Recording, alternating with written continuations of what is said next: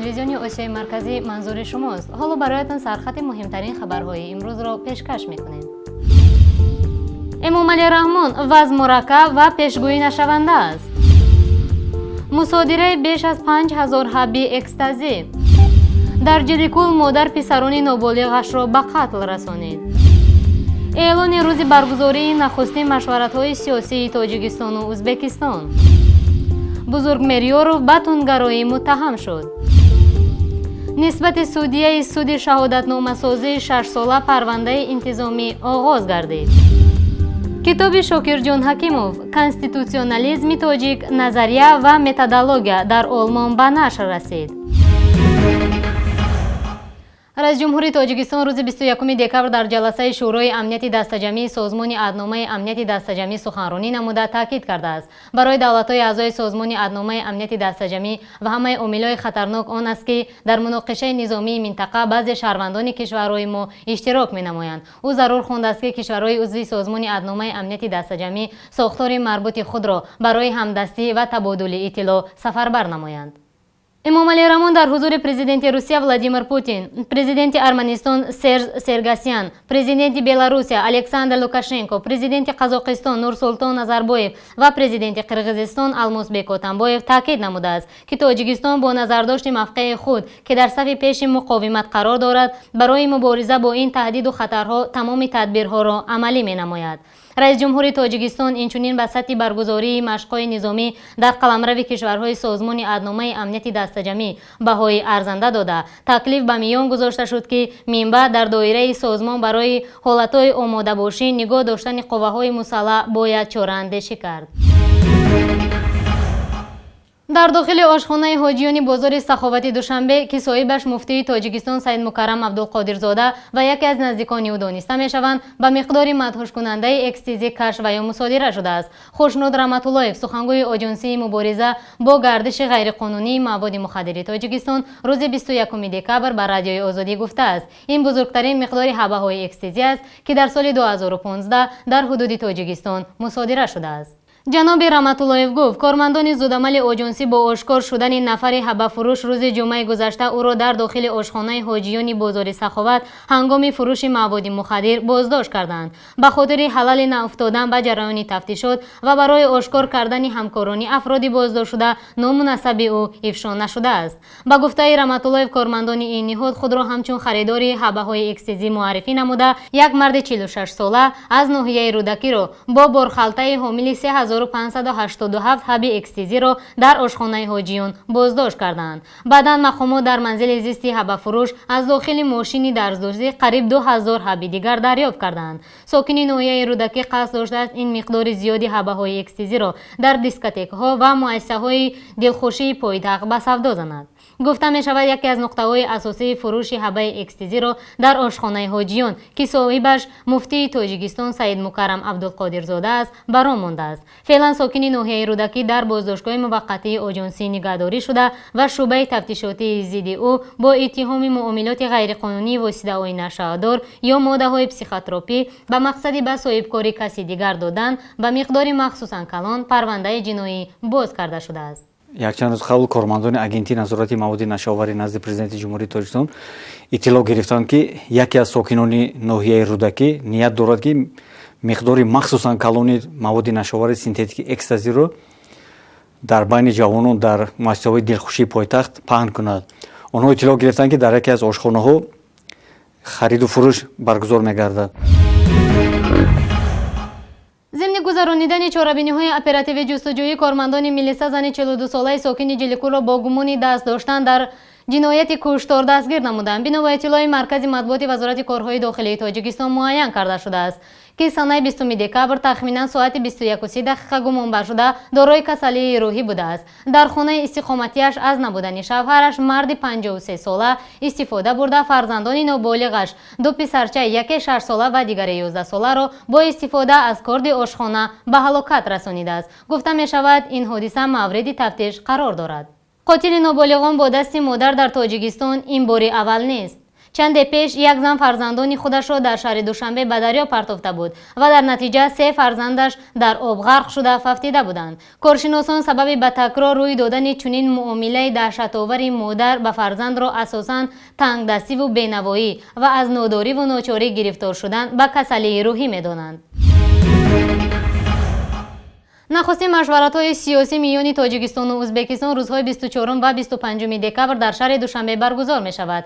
در این باره دفتر مطبوعات وزارت امور خارجه ازبکستان خبر داده گفته است راهبری هیئت ازبکستان را در این مشورت معاون وزیر کارهای خارجه این کشور به دوش دارد. قبلا این نهاد گفته بود مشورت‌های سیاسی میان وزارت‌های خارجه تاجیکستان و ازبکستان 17 دکبر به کار آغاز می‌کند، اما بعداً اعلام کردند آن به وقت دیگر گذاشته شده است. به اطلاع منبع برگزاری این مشورت‌های سیاسی با موافقت هر دو جانب به تاریخ گذاشته شده بود. امید می‌رود که در این مشورت مشکلات‌های نقلیات راه آهن، خطرهای هوایی بین هر دو کشور، مسائل مرزی و غیره گفت و شنید خواهد شد. مقامات تفتیشاتی پرونده بزرگمیریارov را باز به 3 ماده دیگر کودکس جنایی از جمله سازمان دادن اکستریمیستی و دعوت عمومی برای تندگرایی ایبدار کردند. از این پیش وزارت امور داخلی تاجیکستان بزرگمیریارov را به قلابی و ساختکاری متهم کرده و علیه پرونده جنایی باز کرده بود. پیوندان بزرگمیریارov وکیل مدافع بازداشت شده به خبرنگاران گفتند که مقامات تفتیشاتی با ماده مربوط به دعوت عمومی در به عمل برآوردن فعالیت افراطگرایی، تشکیل اتحادیه اکستریمیستی و حرکت‌هایی که برای برانگیختن کینه و عداوت یا نظام ملی، نژادی، محلگرایی یا دینی یا پس زدن شأن و اعتبار ملی روانه شدند. اینچنین ترغیب برترین شهروندان از نگاه منسوبیت آنها به دین، منسوبیت آنها به ملت، نژاد یا محل اگر این کردار به طور عمومی یا استفاده واسطه‌های اخباری عامه انجام داده شده باشد عیب اعلان کردند. این عیبنامه به دست پیوندان بزرگمیریارov هنوز سنه 5 نوامبر سال جاری از جانب پروکراتور تسلیم شده بوده است. این عیبنامه در نامه جواب به عریضه والدانیارov به پرزیدنت مملکت آورده شده است. به گفته نزدیکانش عریضه به پرزیدنت ارسال نموده والدان بزرگمیریارov دستگاه پرزیدنت به پروکراتور ارسال نموده است و پروکراتور با علاوه چنین اتهامات جواب مکتوبی به پرزیدنت ارسال شده را به پیوندانیارov تسلیم کرده است. بزرگمیریارov در بازداشتگاه در ملاقات با آنها گفته است که این عیبنامه اساسی ندارد، چون که وی یک وکیل مدافع بود و به عملهای تندگرایی و دعوت عمومی هیچگاه دست نزده است. اما مقامات تفتیشاتی وزارت کارهای داخلی تاجیکستان و دفتر مطبوعات این وزارت در رابطه با عیبنامه نو علیه بزرگمیریارov بنابر مخفی بودن پرونده شرح ندادند. یک مفتش این پرونده ذکر کرد که تا انجام پررای پرونده هیچ گونه شرح نخواهد داد. آویزی همون جوابی پروکراتور پدرم در آمدگی پدر مادرم که نوشته بودن غریزه جواب آمدگی خونه هم پدرم نشان دادن همیش کچه نه همون جدد نوشتگی بودن اکو خیلی به عمل آمدن اینا ما در باره خبر نداریم. در باره واخوری ها هستن ما زیاد بیداربینی کردیم سلامتیشون خوب یکان شکایت ندارن از وضعیتی همون در محبس بودگی شرایط ما نقض میدن. در عمان باید تفتیشات تازی رفته است اکو خواهد آینده تفتیشات که تمام شود بعد سود حکم را بعد میفهمیم ما که اینا چی هسته چی کدومش مثال راست میبراید کدومش یگان تاش اثبات نمیشود کدومش اثبات میشود که از سود وابسته بسیرش ادوکات کار کرده پرزیدنت نوشته بودن و پرزیدنت و ارسال کردگی پروکراتور در پروکراتور جواب نویس جوابی یک 2 صفحه جواب نویس که مثلا کدام موضوع پسر شما عیبدار است تفتیشات در همین چارچوب قانون رفته ایستاده است. بسیار فکر میکنن فکر کرده شکن که عاقبت چی میشه و خیلی امید دارم به برآمدن برادر. وزارت دفاع امریکا خبر داد بر اثر حمله‌های مرگ‌طلبانه در نزدیکی پایگاه هوایی باگرام در کنار کابل پایتخت افغانستان 6 سرباز آمریکایی کشته شدند. وزیر دفاع امریکا اش کارتر در یک بیانیه گفت در بمبگذاری روز 21 دکبر در باگرام 2 نظامی دیگر و یک کارمند قرارداد آمریکا نیز جان باختند. حمله روز 21 دکبر خونین‌ترین حمله علیه نیروهای آمریکا در افغانستان از ماه اوگوست به این طرف میباشد. بمبگذار مرگ‌طلب وقتی خود را منفجر کرد که این نظامی‌های کشته شده در یک مأموریت دیدبان قرار داشتند. خبرگزاری‌ها بدون بردن نام از قبل یک مقام آمریکایی خبر دادند که در بین زخمی‌ها یک سرباز افغان هم هست. Cotton Campaign як اطلاف مستقل در واشنگتن از بانک جهانی خواسته است تا زمانی که ازبکستان مهنت اجباری در جمع‌آوری پخته را قطع نکند از سرمایه‌گذاری این کشور دست بکشد. اظهارات کاتون کمپین در پی یک مانیتورینگ سازمان جهانی مهنت و کارشناسان مستقل ازبکستان پخش شده است که نشان دادند در این کشور هنگام جمع‌آوری پخته از مهنت اجباری کار می‌گیرند. در گزارش سازمان جهانی کار آمده است خطر مهنت مجبوری عملاً در ازبکستان جا دارد. مؤلفان گزارش گفتند کارمندان بخش معاری و تندرستی مجبور شدند سهم خود را در شکل کار یا پرداخت پول گذارند. به این ترتیب این نهاد جهانی به خلاصه آمده است که برای برطرف کردن مهنت مجبوری باید دست به اقدام جدی زد. سفیر اوکراین در تاجیکستان میگوید قرار است سال آینده خط‌سر هوایی دوشنبه کیف دوباره برقرار شود. این نکته را ویکتور نیکیتیوک امروز 22 دکبر در یک نشست مطبوعاتی اظهار داشته است. خط‌سر مذکور تا 1 فوریه سال 2013 فعال بود. با گفته جناب نیکیتیوک جانب اوکراین برای از سر گرفتن خط‌سر دوشنبه کیف تمام آمادگی لازمی را دارد و منتظر تصمیم جنوب تاجیکستان برای دادن مجوز به طیاره‌های اوکراین است. نسبت سودیای سود ناحیه اسماعیل سامانی شهر دوشنبه خورشید سازاده برای رعایت نکردن طلبات معیارهای کودکس مرافعه گراجدانی جمهوری تاجیکستان دایر به مهلت بررسی پرونده انتظامی آغاز گردیده برای بررسی به کلیه تخصصی سودیاها فرستاده شده است. در این باره بر اساس یک مکتوب جوابی معاون رئیس شورای عدلیه جمهوری تاجیکستان پولادی به خبرنگاران نمود رهبر مرکز تحقیقاتی ژورنالیستی تاجیکستان خورشید عطاولایف معلومات داد.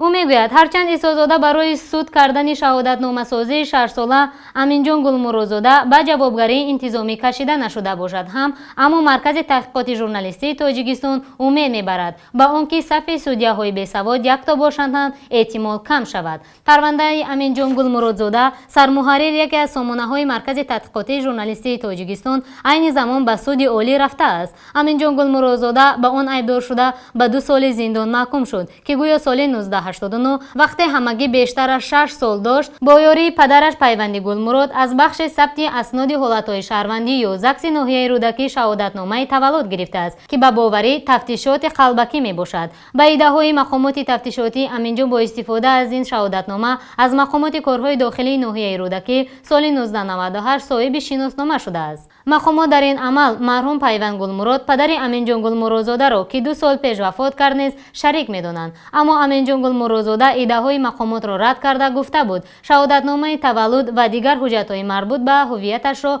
برای قانونی گرفته است.